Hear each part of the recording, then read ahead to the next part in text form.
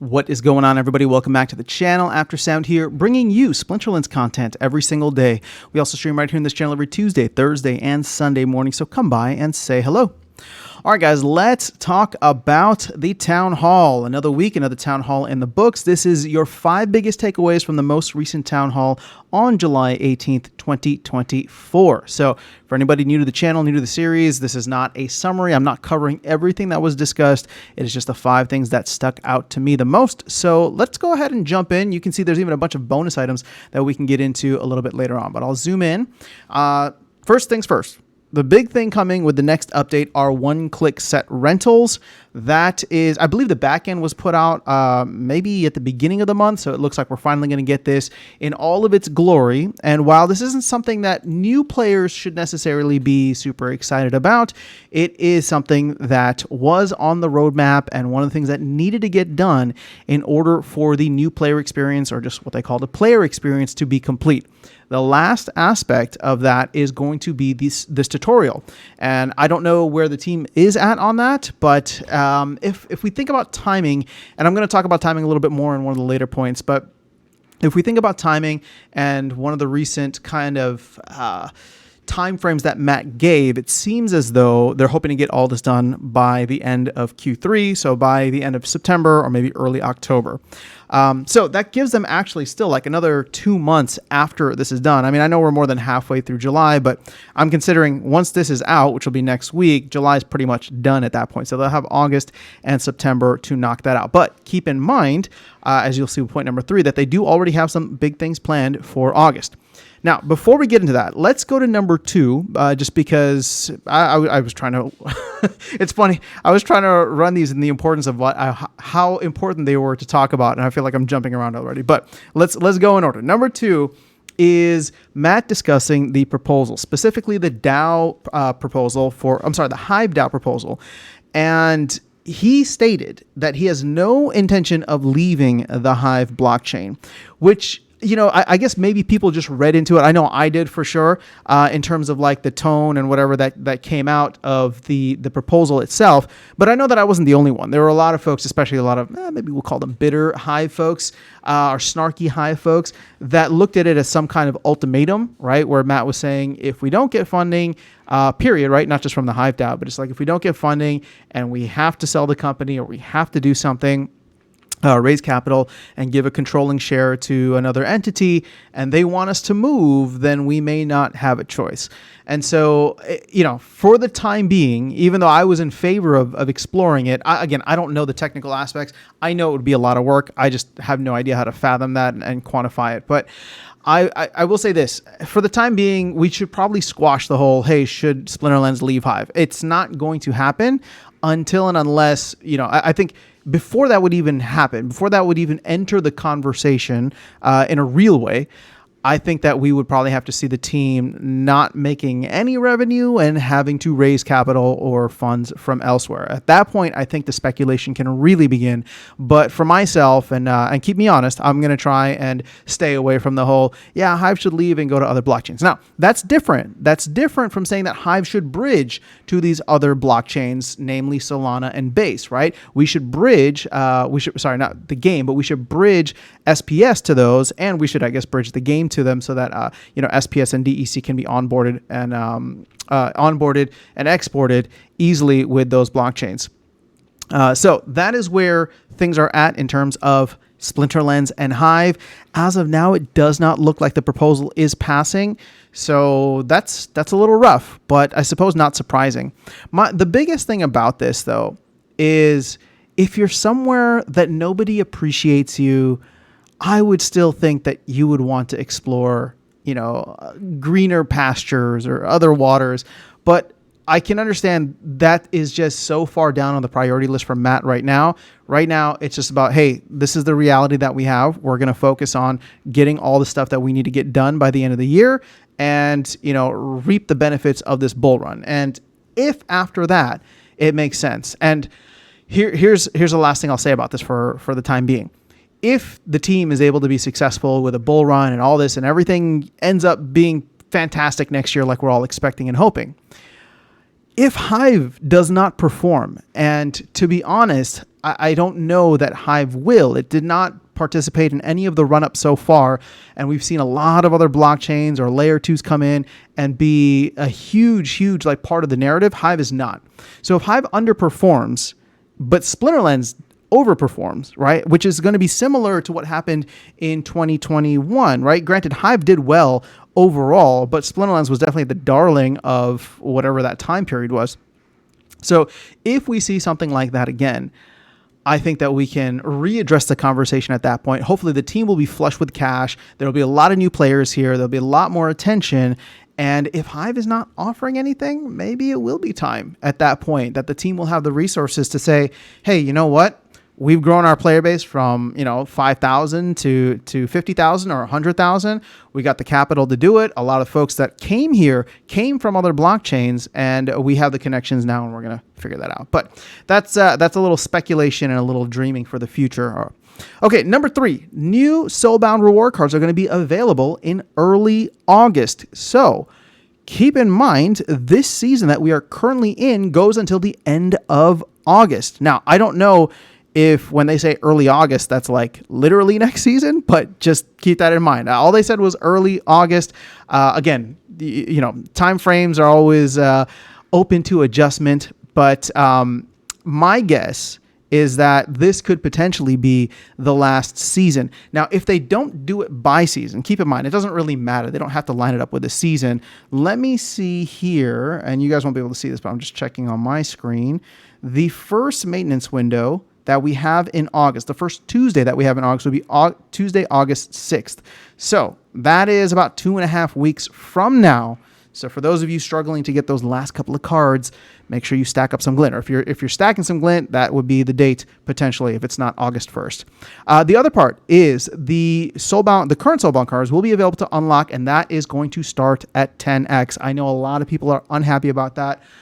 I am not one of them. I am happy to see the price is high. I think we need to preserve the card value. I understand people just want to go and dump their cards on the market, or they want to go and be able to buy cards for relatively cheap. But that is just not going to make or keep the ecosystem sustainable.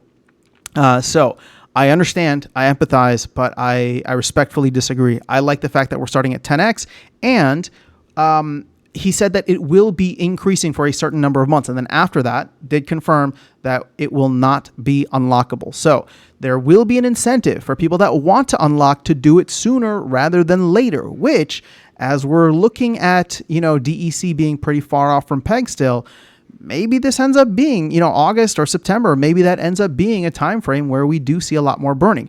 Will vouchers be involved in this? That is the big question. I would say no. I would say definitely not if either of the proposals pass.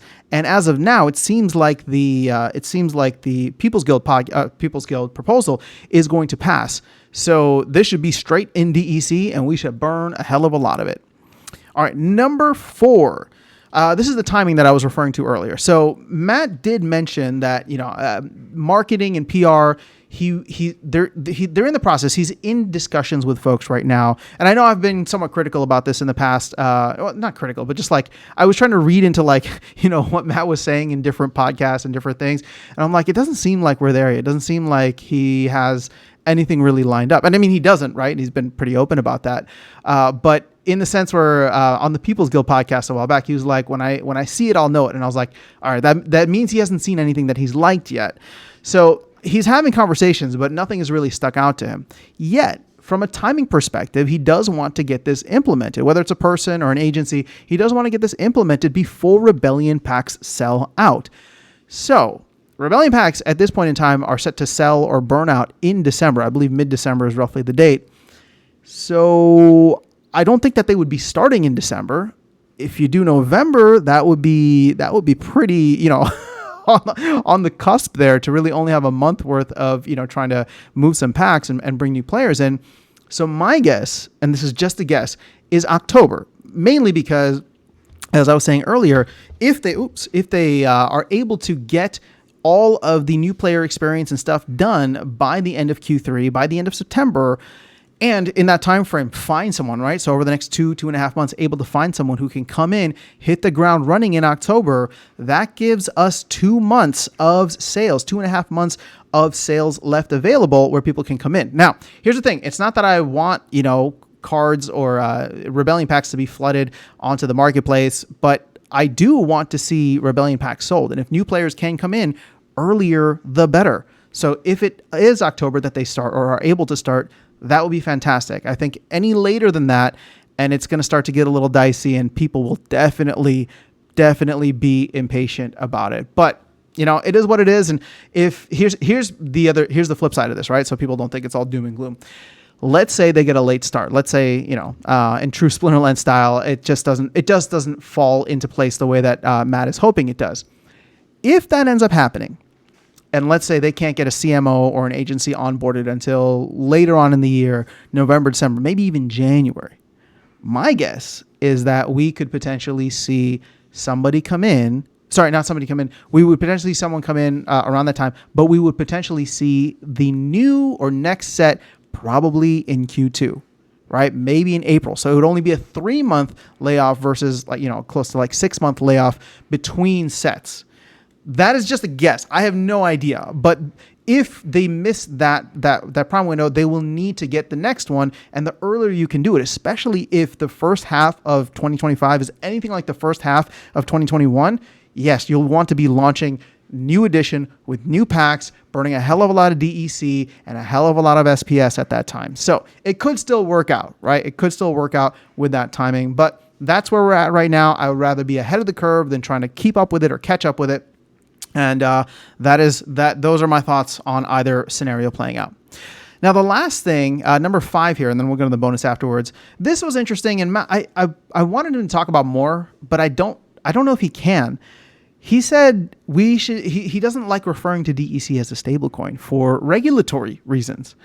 And the truth is, I don't blame him, right? Because SEC and a lot of the regulatory bodies here can get very, very kind of we'll just say handsy, right? They can get really weird about stable coins, and they have in the past. So this kind of goes against the whole, DEC is a product-backed stablecoin narrative that we've been pushing this entire time. So from an ethos perspective, I don't believe anything has changed, right? At the end of the day, you still price everything in DEC, and the products are backed by DEC.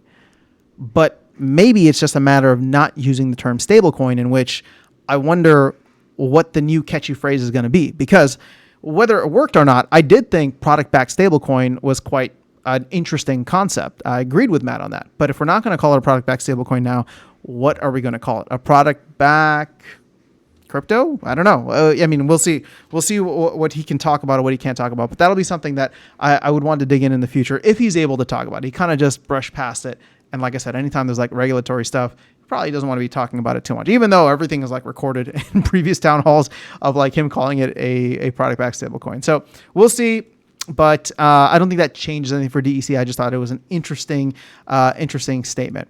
All right, bunch of bonus items here. I'm just going to run through these.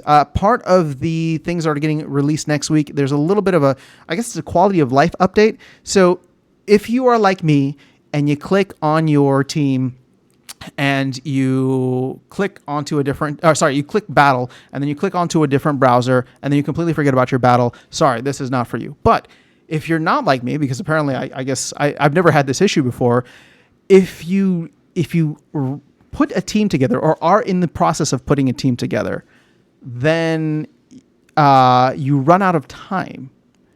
It will just automatically submit your team, and you don't just end up surrendering the match. So I think this is actually kind of a cool thing, right? And like I said, for me, it's more so I click battle, and then I forget that I click battle, and I automatically surrender 2.5 minutes later. Maybe I just pick my teams fast, but for people who are coming up to the end of the clock, there is something there now where even if they're in the wrong order or whatever, at least you'll get something submitted. So I think that'll be a nice quality of life update. The second thing here, additional anti-bot measures are coming. You have been warned by the one and only investigator. They did not share details because they don't share details so that people can't kind of figure out what it is that they're doing to detect bots. But just know that there are additional anti-bot measures coming. So if you face the ban hammer, and it's not warranted, just be patient with them, reach out to support, and they should get you squared away. But for people who are very anti-bot, I think, we're going to have to deal with some false positives. Just don't play with fire. Just don't do anything weird, right? And hopefully you shouldn't have any issues. Okay. Next, no plans after conflicts are done. This probably could have been its own thing because I can talk about this for a while. But I've been saying for a while, it'd be nice if they had something planned after conflicts. Matt is saying they do not. It is not anywhere on their priority list right now. And he also said he does not think Rebellion prices are going to crash, at least not in a major way, after the conflicts are done, which will be around mid-October. He also followed up and said, if they do crash, he doesn't think it's going to be for a long period of time, simply because the sellout or the end of the sale is going to be in December, so 2 months after that. I can see where he's coming from, and I will agree with his reasoning. He said he doesn't want to chase or try to fix like short-term problems, and he's right. That is a short-term problem, right? Because even if I expect there to be a crash, I also expect people to speculate and buy a bunch of packs when the set is going out of print. So if that ends up happening, it could be short, it could be sweet. But I also keep saying that is probably going to be the ideal time for me to go in and see what prices are like if there's a little bit of a flash crash. Skins are also currently in design phase. They had some really cool ideas that they were talking about where you could get skins and level them up, and they'd be able to like do different things or maybe be animated on the screen.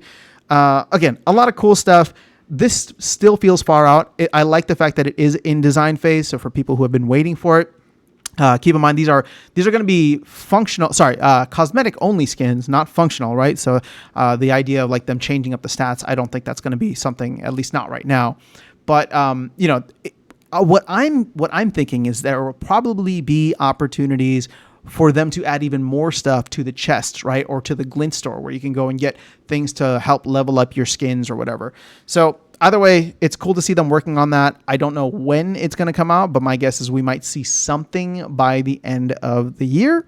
And then lastly, a little bit of a land update, but Cryptomancer is moving on to land and is going to do a full evaluation for the next phases of land. I don't know if it's like phase 1.7, but for the next phase of land, which will include natural resources, adding in the other natural resources, which I think are wood, ore, and stone. And then also integrating research or integrating those into getting research, as well as integrating research into other aspects of the game. What that looks like, I don't know. We've heard a bunch of ideas thrown out there, but until we get a little bit further into this, I don't think it's worth speculating. But I will say this, Cryptomancer is a boss. I mean, whatever he works on, whatever he does, it always comes out fantastic. So I'm excited to see him digging his hands into land. And even though I guess the timing isn't really surprising, it's disappointing, right? Because it's disappointing in one sense because it's like, oh man, I wish they were working on it already. But clearly Cryptomancer is going to go in. He's going to figure out how long it's going to take to implement some of this stuff. And my initial estimate, right, for all of this land stuff to come into play was, again, not until Q4, because of the fact that Q3 is going to be filled up with the Soulbound stuff, and then probably the onboarding and tutorial and any other last minute kind of new player experience things. So my guess is that we're going to start seeing some new updates and features added to the game overall in Q4 at the earliest. But we'll have to wait and see if that plays out. Maybe it ends up coming in earlier than expected. Maybe it doesn't. Maybe the bull run helps. Maybe the bull run doesn't. But we'll see how all of that plays out. That is all I have for you guys in this video, though. It's 5 biggest takeaways and a couple of bonus items. Let me know your thoughts. I know a lot of people were like, yeah, there wasn't much this town hall. And you're right, there wasn't. But we're getting the stuff slowly and steadily. One-click rentals are done, right? Soulbound reward cards are going to be done next month. And we're just going to keep marching from here. So Bitcoin is up 67K today. That is pretty awesome. So at least you can celebrate that. Have an amazing rest of your day, night, week, weekend, whatever it is for you. I will catch you all in the next video and see you around the game. Take care.